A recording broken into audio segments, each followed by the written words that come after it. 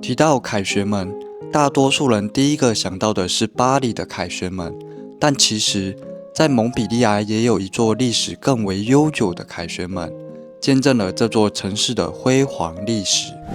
蒙彼利埃是法国的第8大城市和第7大大学城，不仅是一座文化底蕴深厚的名城，还是法国南部的重要工商业中心，融合了历史与现代的魅力。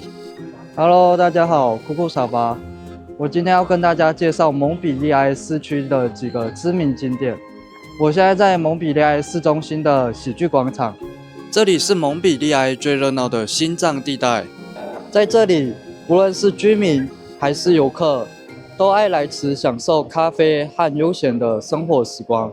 后面有座精美的雕像，我们一起去看看吧。这3位神话中的女神，象征着优雅、美丽和愉悦，也是蒙彼利埃市民生活的缩影。也许就是这3位女神的守护，才让这个广场成为人们放松心灵的好地方。旁边还有一个知名的地标——歌剧院。这座建于19世纪的歌剧院，它见证了无数演出，外观融合新古典主义的风格，让人仿佛置身于法国的艺术盛世。你们能想象吗？在这里，从歌剧到芭蕾舞，甚至搞笑剧都曾上演。喜剧广场的名字说不定就是这样来的呢。除了壮丽的建筑，广场上的街头艺人更让这里充满活力的灵魂。这里每天都有不同的音乐和表演，让人目不暇接。每个角落都有故事，每个音符都在诉说着蒙彼利埃的活力。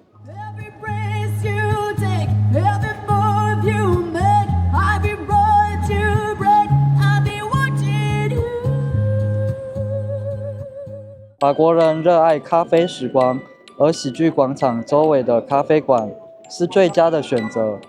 无论是一杯咖啡，还是法式点心，都让人沉醉于其中。而我也不例外，坐在这里喝咖啡，吃个法式可丽饼，看着来来往往的人群，这就是法国的生活艺术，不赶时间，才是真正的享受。说到可丽饼啊，大家的印象是不是台湾那种硬硬脆脆、有甜有咸的可丽饼？但其实在法国啊，可丽饼是软的，而且口味基本上都是甜的。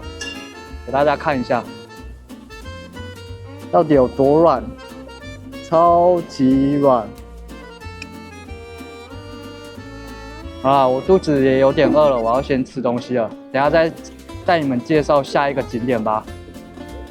现在正前往下一个景点，走在老城区的街道，心情格外惬意，因为这里蛮漂亮的。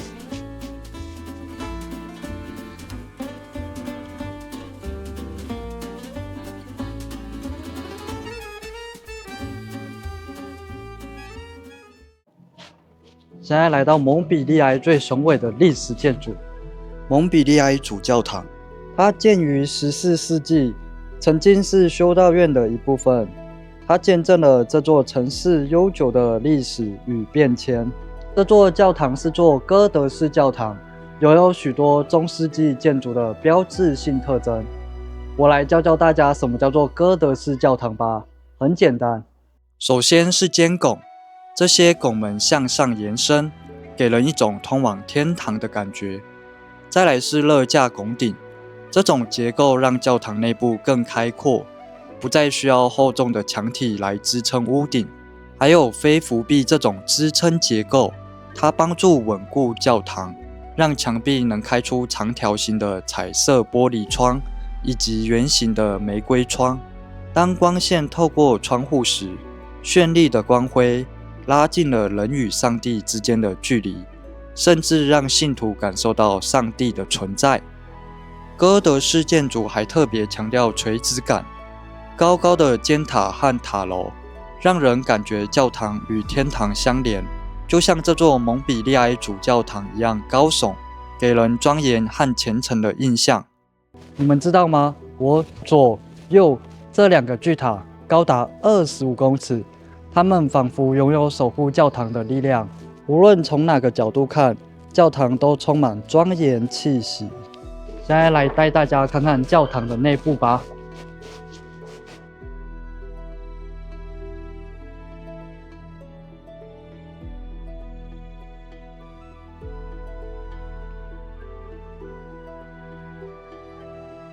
走进这里，真的有一种走进另一个世界的感觉。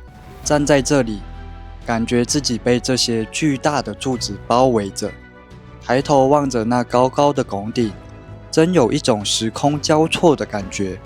这样的宏伟场景，真的会让人屏不住呼吸，好像这里真的藏着什么神秘的力量。教堂的彩绘玻璃窗在阳光的照耀下，散发出五彩缤纷的光芒，仿佛带领着人们走向神圣之境。每扇窗户都是一个故事，描绘着耶稣、圣母和众多圣人的形象。中世纪时，这些玻璃窗不仅是装饰，更是教育信徒的视觉教材。这里的颜色真的是让人赞叹啊！不仅美观，还带有深厚的宗教含义，每个细节都承载了几个世纪的信仰与虔诚。这座教堂还藏有一个传说，据说在法国宗教战争时期，这里成为避难者的庇护所。某些夜晚，教堂里甚至会传出低语声，仿佛有灵魂在讲述古老的故事。也许在这些角落，还流传着古代修道士的声音，你有听见吗？大教堂的建筑奇观和历史韵味，无疑让它成为蒙彼利埃的一颗璀璨明珠。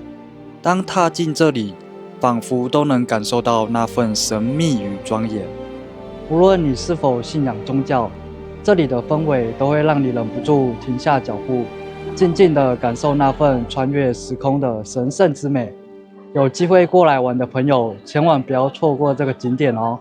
我现在在前往下一个景点的路上，刚好看到一群持枪巡逻的军人，我觉得还蛮酷的，但大家会不会觉得很奇怪？我来跟大家说明一下，因为在2015年的时候，法国遭受一连串的恐怖攻击事件，导致法国政府决定加强安保措施，并执行一项名为“哨兵行动”的计划，而军人持枪上街巡逻就是这项计划的一部分。其目的是为了保护市民，所以大家以后如果有来法国玩的话，在街头上看到这样的场景，请不要担心，他们是为了要保护你们。我现在来到蒙彼利埃最迷人的历史地标——蒙彼利埃凯旋门 （Porte du Béhu），音译过来是佩鲁门。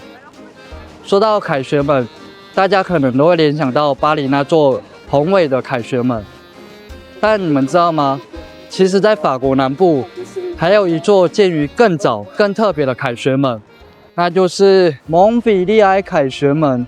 它建于西元1693年，比巴黎的凯旋门还早了整整1个世纪啊！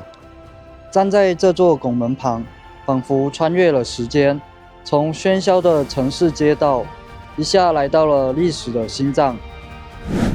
这座凯旋门建于17世纪，专门用来赞颂法国国王路易14，被称为太阳王的他，可是那个时代的象征。你看看这些雕刻，这里有勇猛的战士在庆祝胜利，还有象征和平的女神，提醒着人们和平的重要性。许多年来，这里一直是节日游行的终点站，彩旗飘扬，市民们在此欢呼庆祝，共同享受欢乐的时光。这座壮丽的建筑矗立在佩鲁长廊的入口处，就像是时间的守门人，默默地见证着这座城市数百年的变迁。我现在在凯旋门对面的佩鲁长廊，因为里面在准备圣诞节场地，所以封起来了，而且会封3个礼拜，真的是有够久了。在我离开之前，我没办法进去拍摄，但这里是我最喜欢的广场，所以我用照片的方式跟大家介绍一下。佩鲁长廊是蒙彼利埃市最大及最受欢迎的公共广场之一，也是欣赏法国历史、建筑美学和自然景观的完美地点。这里总是充满活力，不仅有游客，还有当地居民在这里散步、野餐，享受阳光。在佩鲁长廊中心有一座雄伟的雕像，这位正是法国历史上著名的太阳王路易14。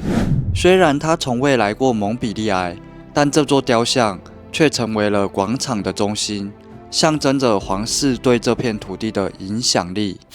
我现在来到佩鲁长廊的另一端，这里有座美丽的建筑，来给大家看一下吧。这座建筑就是佩鲁水塔，它也是圣克莱门引水道的终点。这里曾经是整座城市的主要水源地，见证了蒙彼利埃如何随着时间发展成为现代城市。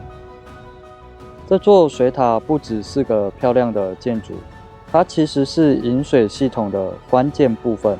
透过水塔的设计，水被储存并分配到城市的各个角落。水塔旁的圣克莱门引水道建于18世纪，当时主要是为了解决城市的用水需求。这条长达14公里的引水道，一路从附近的山区输送清澈的泉水，经过这些优雅的拱形结构，直达佩鲁水塔。这样的拱门设计不只实用，还非常壮观。当年的人可真是聪明啊，能够想到这样的系统，将水从远方运送到城市中心。蒙彼利埃这座充满惊喜的城市，真的让我留下了深刻的印象。我希望你们也有机会能来亲自体验。如果你喜欢我的旅程，别忘了支持一下哦。也许下次我会带你去更特别的地方。记得按下订阅和小铃铛。我们下一站再见喽。